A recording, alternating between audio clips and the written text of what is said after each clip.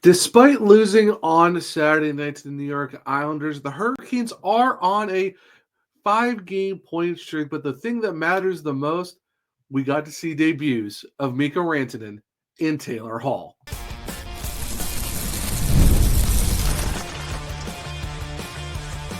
You're Locked On Hurricanes, your daily podcast on the Carolina Hurricanes.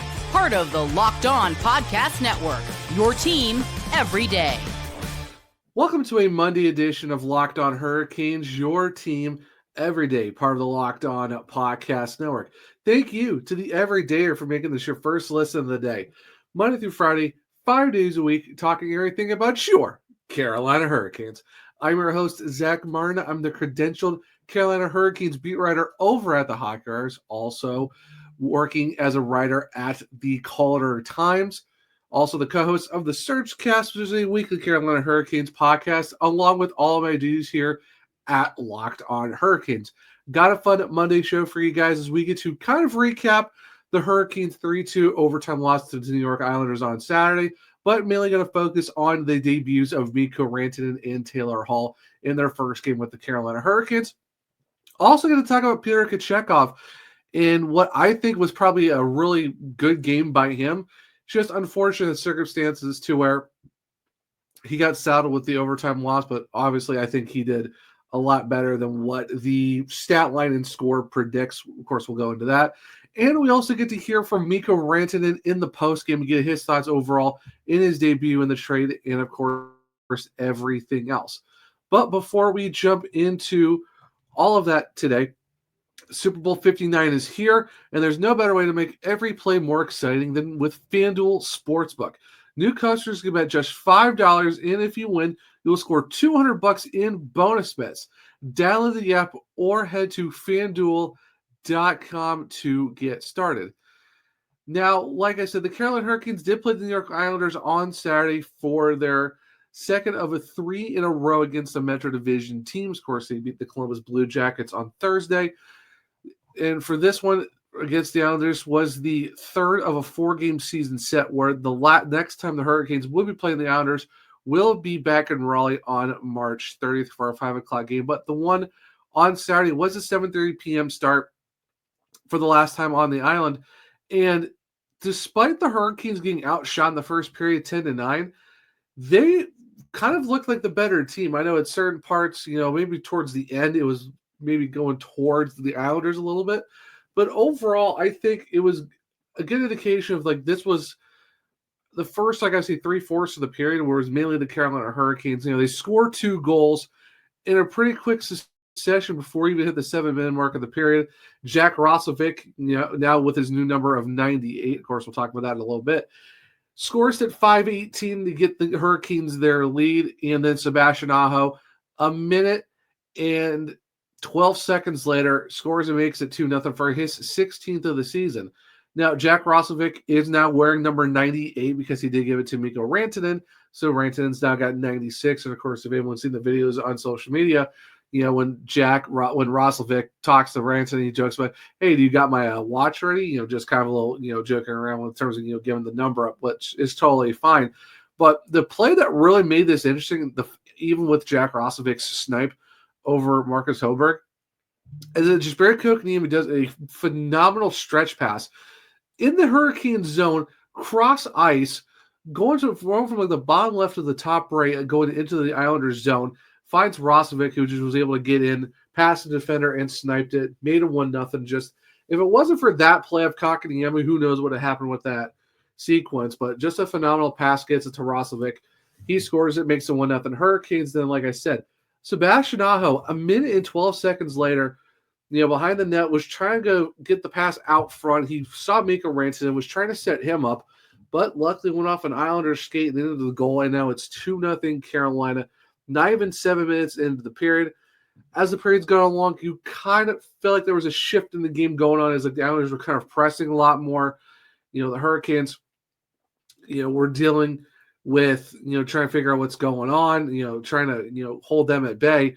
And the thing that crazy was where Jean-Gabriel Pageau actually, in the Islanders zone, right before you get to the blue line, Andrei Svechnikov was trying to get into the zone. Pageau, it was a weird angle of how they were showing it, but Pageau did have leg-on-leg contact with Svechnikov. You could tell Svech was trying to get his leg out of the way, bumped it, and was, kind of got thrown off a little bit. And then just Barry Kokanee came in and had a fight with Pageau. Actually was throwing some haymakers and did get the takedown. So Kokanee did win the fight, but they gave him an instigator, or as they call it, a roughing penalty. So the Islanders did get a power play out of it. And just right when that power play ended with maybe 2 seconds after it was killed, Romanov scored for his first goal of the season, and now it's 2-1 Carolina. So while the Hurricanes did get the kill, which they were 3 for 3 on the penalty kill against the New York Islanders, which were 32nd in the NHL. And even in that aspect, the Hurricanes only had one power play the entire game, and that came in the second period where Anthony Duclair had removing the opponent's helmet against Jalen Chatfield, and that was it. That was the only penalty the Islanders committed. And there was a lot of missed calls on both sides. There was a lot of missed calls on both sides of the ice, but welcome to the NHL. But it's unfortunate. You were up, you got the penalty kill. You killed off the first penalty, and the Islanders was able to capitalize. Nothing Pierre Kachaka could do there, and the Islanders cut the lead. But you're going into the first period, first intermission. You're up 2-1. You're feeling pretty good about yourselves. And then in the second, you get through the second period, no goals are scored. Islanders outshot the Hurricanes 9-8. It's 19-17, not too bad. Third period, the Hurricanes actually outshot the Islanders 9-6, but Brock Andersley does score in the third period. It was just one of those things where his 21st of the season came on a backhand, where an initial shot from Bo Horvat was stopped by Kochetkov. Andersley was just able there to beat the Hurricanes defender to the net, scores it, tie game, and does force overtime. So the Hurricanes do get a point. They at least got a point out of it. And then in overtime, both sides only had one shot, but for the Islanders, that's all they really needed, as Brock Nelson gets the game winner for his 15th of the season on a turnover by the Hurricanes, turns into a 2-on-1, and that was basically all she wrote. Islanders take the full 2 points, but the Hurricanes do, though, manage to, despite having their winning streak snapped at 4, they are in a 5-point game streak. So, if you want to look at it that way, at least it stinks that you lose your winning streak. And, of course, it's the second time we went to the island this year and lost. At least this time was more so in overtime rather than regulation earlier in the season. So at least you're doing something. At least you gained a point. Because I've been talking about this on the show for a while. It's all about the tiers of where your points are at. Division points matter the most. Then it's conference, and then it's just the entire league. Yeah, would you love to take 2 points? Yes, you would, but you're still in a really good spot. You're second place in the division, second place in the entire Eastern Conference. You're feeling pretty good about yourself. Plus you just had a pretty huge roster shakeup where you're trying to figure out the keys of Rantanen and Hall and all of that, and where you're trying to fit them in at, rejuggling the lines, power play units, and all that stuff. So you're just trying to figure out your best on how to figure all that out. So, overall, you really can't be too upset. Yes, you would have loved, like I said, you would love to take the 2 points, but at least you got one. Yeah, you blew a 2-0 lead, but all teams blow leads. It's just welcome to the NHL. Things like that happen. But overall, you can't be too upset in a game where, like I said, you have Rantanen and Hall. It's their first games. You're trying to figure out where to place them, and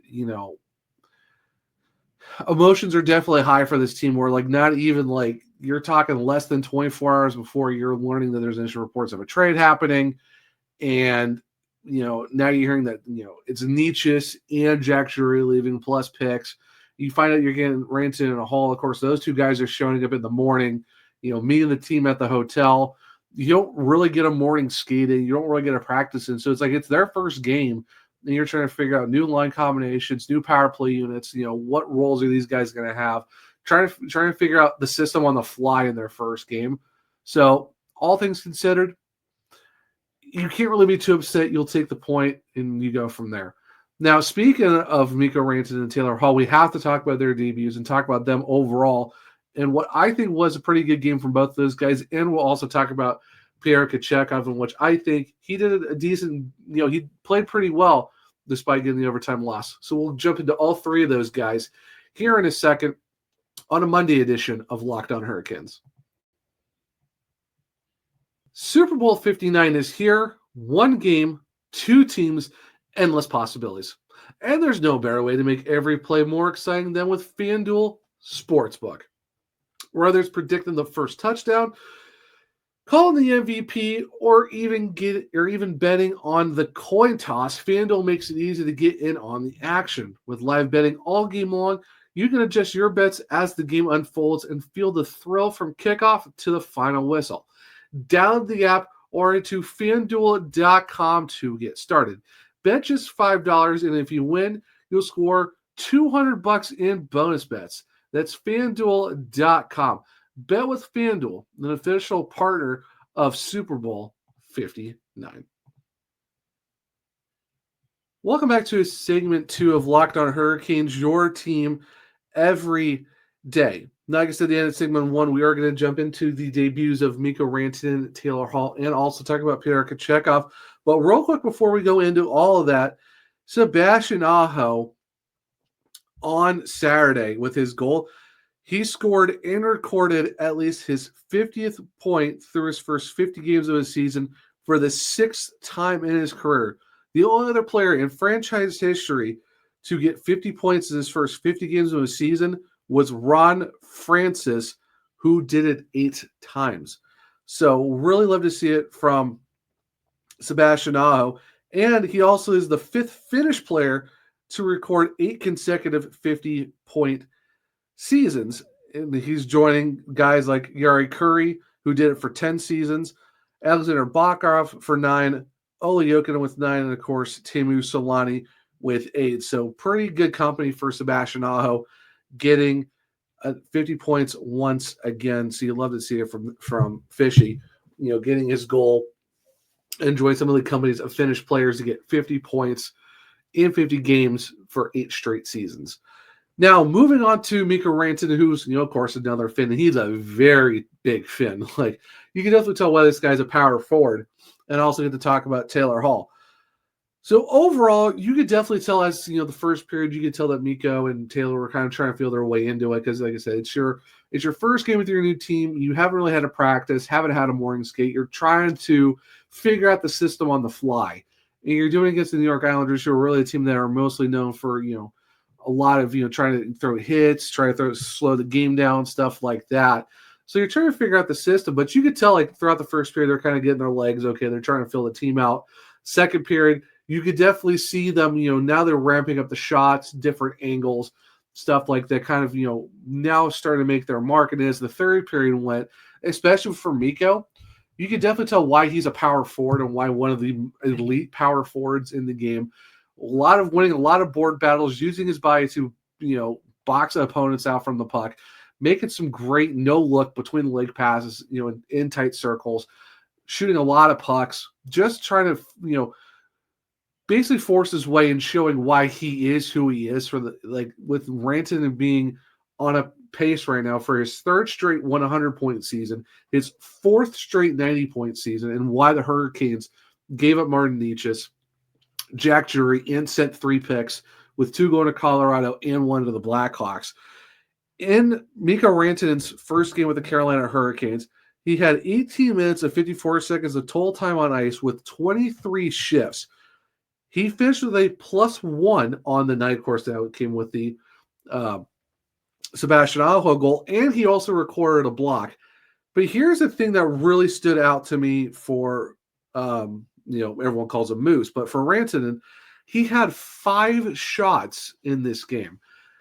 And there was countless times where Hoberg was just basically stopping every attempt that he had. You could tell, like, if Hoberg was not standing on his head for most of this game, Rantanen could have had at least 1, maybe 2 goals. That's how close it was. Like, he even had a shot where it went off the post through traffic. But you could tell as the game went on, he started going from being like, okay, trying to feel the team out, trying to feel the system out, to now, okay, Now the shot angles are increasing. Now the total shots was increasing. Now he's throwing his body into it. Now he's pulling his full, what we know of Mikko Rantanen, he was putting his full asset of skills into the game. And you could just tell that he was just trying again and again and again to get goals. And it's just one of those things where, you were hoping, you were just praying he get his first goal, or just even a point in his first game with the Hurricanes. He was so close so many times.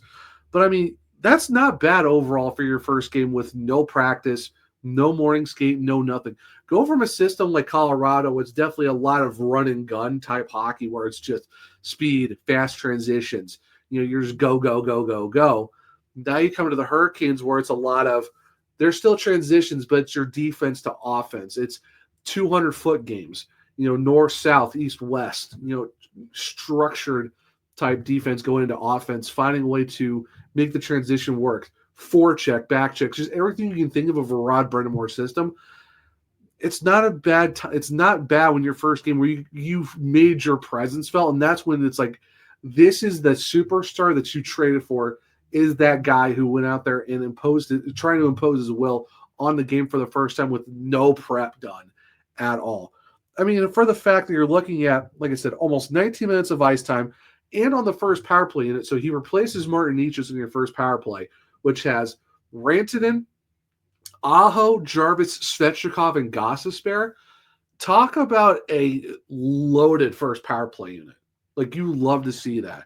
And the fact that you got a block shot, 5 shots, 23 shifts, and he finished with a +1, and he at least could have had 1, maybe 2 goals this game. That's how close it was. So, is it disappointing? No. It's your first game with no practice, but he went in there, and as the game progressed, you could tell he was getting more comfortable. And the thing is, that helps is the fact that you got, his best friend in Sebastian Aho, who he played on World Junior teams, World Championships. They were roommates, really good friends. You had some comfortability with a guy you've played with before. Plus, you have, Juha Jaska. You got another Finn. You have Jesperi Kotkaniemi, who's another Finn. So you have 3 other Finns on the team with Mikko coming in. So you got some familiarity with these guys, but then just being able to show why he is a superstar, why I think Rantanen is a top 5 player in the NHL. In his first game, you can tell he was almost imposing his will in this game. So, great first game overall, in my opinion. What else can you really say about Mikko Rantanen for the fact that he was so close? And just, it makes you so excited to see what this guy can do next. And the next game is against the Rangers on Tuesday, and I'm really hoping that we get to see the full embodiment of Rantanen with full practices under his belt with this system. Now, with Taylor Hall, not as much time on ice, but you could definitely tell Taylor Hall was playing a Taylor Hall game. 11 minutes and 36 seconds of total time on ice with 16 shifts. He was on the second power play unit, so basically replaced Jack Drury. So you do have your replacements on the power play lines. Started on the fourth line with Jaska and Roslovic, then moved up to the second line where he was with Kotkaniemi and Svechnikov, so he did pretty well there. Like I said, 16 shifts. He had 1 block shot, finished even on the night, but did have 3 hits. So didn't register a shot, but this is a Taylor Hall who's really good at putting the body on guys. He's a 15-year vet, someone who kind of started on the fourth, moved up, and was adding some dynamics to the second line of Kotkaniemi and Svechnikov to try to get them set up. So, I mean, overall, yes, you played maybe 7 minutes less than Mikko Rantanen, but I mean, you're Taylor Hall. Like, you're there to help with some veteran presence. Guy's been there for a while. Helping on the second power play, and helping balance out the lines, which Rod Brind'Amour likes to do. That's why you have like a Seth Jarvis on the third line. That's why you have a Jackson Blake on the first. You're trying to find what lines work together and try and find balance. And that's what's the good thing about Taylor Hall is that you can move him up and down the lineup to try to get some balance and familiarity and just try to see how the lines work with these guys. So, I mean, overall, that's pretty solid, all things considered, for those guys. So you cannot be upset with that when it comes to Taylor Hall and Mikko Rantanen in their first games. Now, real quick, we are going to talk about Pyotr Kochetkov, and for me, this is a game where you really can't put this on him, where yes, he did give up 3 goals, but you're talking about the second goal for at least, Anders Lee, we gets the initial stop, but, Lee beats the Hurricanes defender to the goal. Nothing you can do when, it's a close rebound. There's a guy right there on your doorstep. It was just a weird angle shot that went off his pads and went onto a stick of an Islanders player. And then in overtime, it's a turnover by the Hurricanes and it leads to a 2-on-1. You maybe want to talk about the Romanov goal if you want to say something about that. But overall, I mean, you talk about a guy who saved 23 of 26 in 61 minutes and 42 seconds of ice time. Now, yes, his save percentage is .885, so it's going to bring his 904 down a little bit, but he's still over a 900 save percentage goalie. And yes, the Hurricanes blew a 2-0 lead, but I think this is where it's an instance of what can you really do when the team was really hot to start the game, and then it's kind of like they let the Islanders back in at the back end of the first period. Not a lot happens in the second, and then game time goal in the third, and then a turnover costs you in overtime. Another instance of a game where Pyotr Kochetkov can only do so much in terms of he stopped the puck. He made a lot of 10-bell saves on turnovers and really high danger chance opportunities that the Hurricanes in front of him were giving up to the Islanders. And it's just the same thing that happened last time they were on the island. It's just a lot of transition, a lot of turnovers that kind of, you had to rely on Kochetkov to keep you in this game. Like, he was preserving the lead as much as he could. The Islanders tied it, kept you in it, and then, he can only do so much. I mean, I think Kochetkov I think he did a great job overall. I think he did a pretty good job. You really can't be upset overall with that game. Yes, it was 3 goals, but, boxing out guys and bad turnovers lead to odd man rushes. There's nothing else you can do about that if you're going to check up. And he kept you in the game a lot. He made a lot of key saves.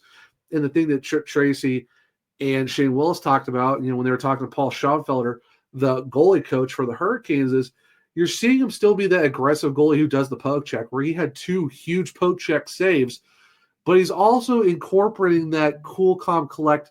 We want you to be you, but we also want you to be that guy who isn't going to have to overthink and try to be aggressive. Is be aggressive, but be aggressive at the right times.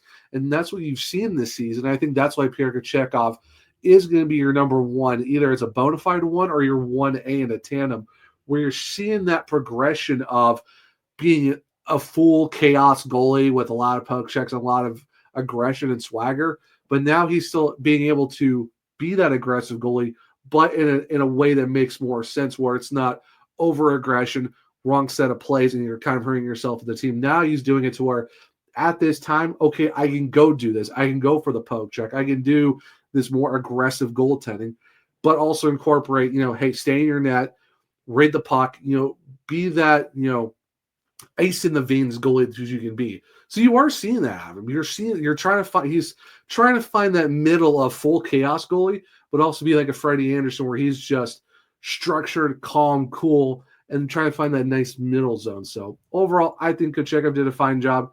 It's just unfortunately bad turnovers and just lapses in defense kind of hurt him and the Hurricanes. But you know what? Like I said, it's one of those games where where you would love to have the 2 points, but you at least got one out of it. It's a debut with 2 new guys. Yes, your winning streak got snapped, but you are on a 5-game point streak. So what can you do? At least there's something to think about. Now, we talked about Mikko Rantanen and Taylor Hall in their debuts, but let's hear from Mikko Rantanen himself as he talked with media post-game about his first game as a Hurricane and everything surrounding becoming a Carolina Hurricane. So stick around, as we'll do that here in a second on a Monday edition of Locked On Hurricanes.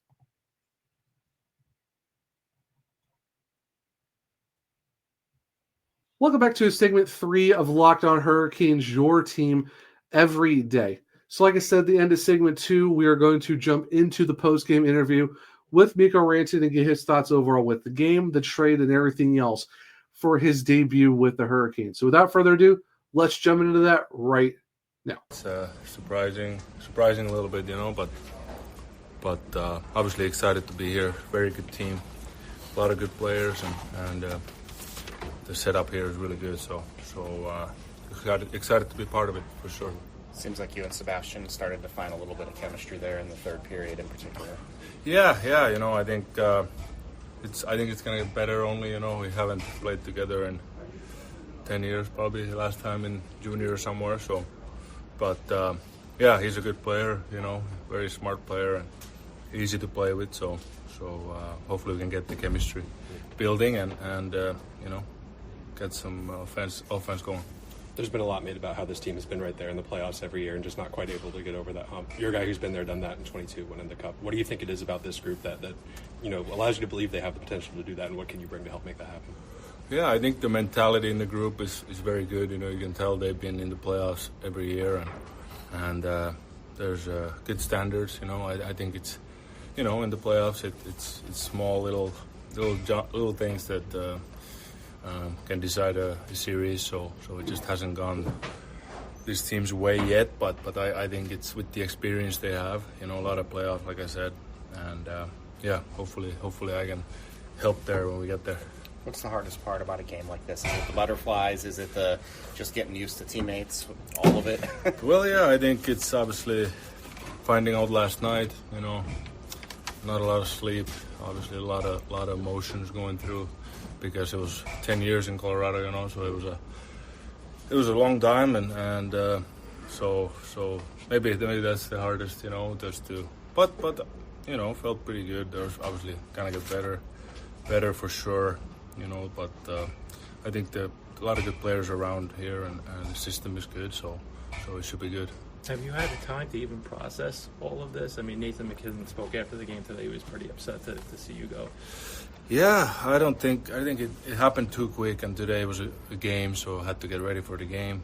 So maybe when we have a couple days off here now, like 2 days, now, I really want to just think about the future, now it's behind us, and it's a raw business, in NHL, and sometimes it goes like this, but yeah, I think it's gonna hit a little bit. It hasn't maybe hit yet, so. Did Joe or Chris give you an idea that this could potentially come? Well, I was shocked yesterday, I was surprised, but I don't really want to get into too much details, but it was a surprise for sure. Thank you to the Carolina Hurricanes, of course, Mikko, Rantanen, for that. It's good to kind of get like the new guy's perspective of what's the emotion like going into your first game, new team. You do get a familiar face to Sebastian Aho, but you're going from a whole different system with the Colorado Avalanche to the Carolina Hurricanes, and for him, it's like, yeah, it's just a good team. There's a system he still has to figure out.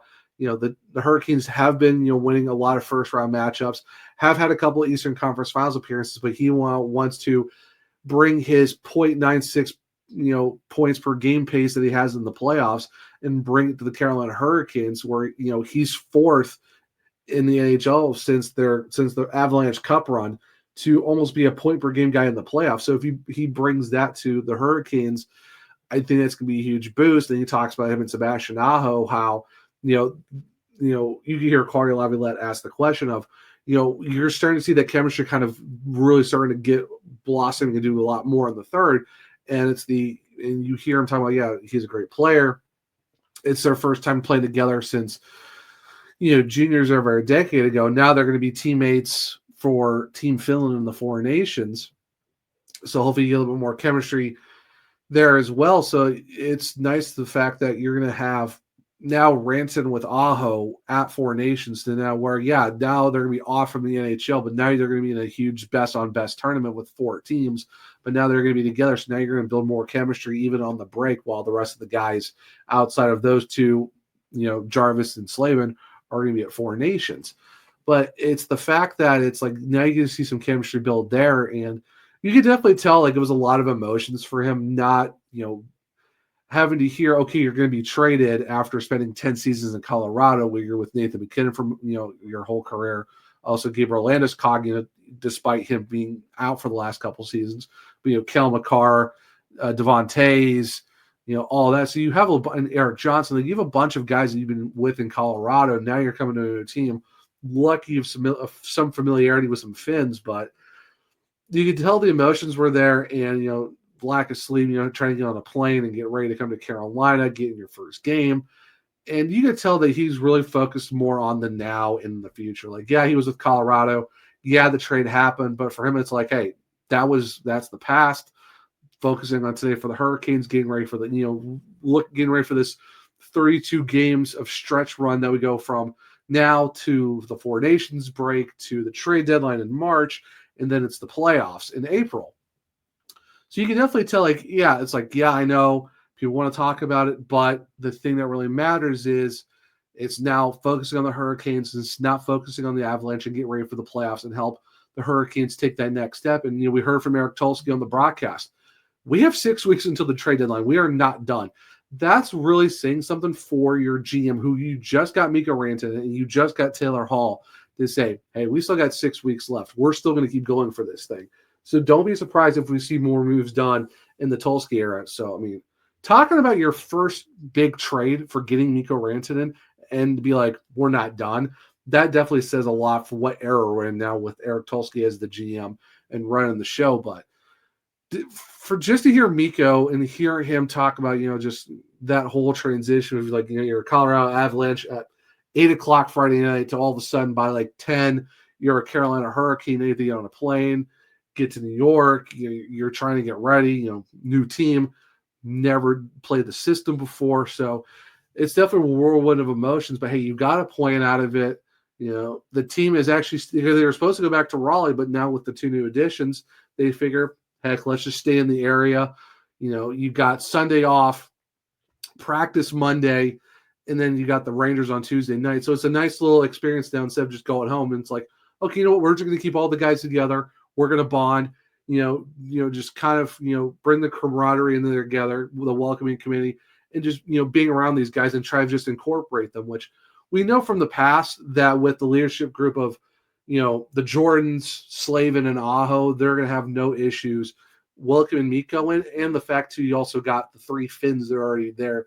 So that's going to be a nice little, you have some familiarity with those guys, like I've said before. So, again, overall, it's great to hear from Mikko. It's here to hear from the new guys to kind of get their perspectives. Obviously, we're going to hear from Taylor Hall, too, at some point soon on the podcast. It's just, we're just trying to slowly, not have all these guys drop all their stuff all at once, but we're going to slowly, listen to Mikko more, get Taylor Hall and listen to him on the show, throw these, audio releases. So big shout out to Canes PR for giving us the opportunity to do that. So we'll get to hear from him as well. But just getting to hear Mikko Rantanen after his first game with the Hurricanes, it gives you a lot of excitement to see, okay, what's the future hold with, a franchise-altering, NHL landscape-altering guy that you just got on a Friday night, and now he's a Carolina Hurricane, and you have a top 5 superstar player in the league on the Carolina Hurricanes. It's definitely exciting for sure, and, you definitely cannot wait for Tuesday night when the Hurricanes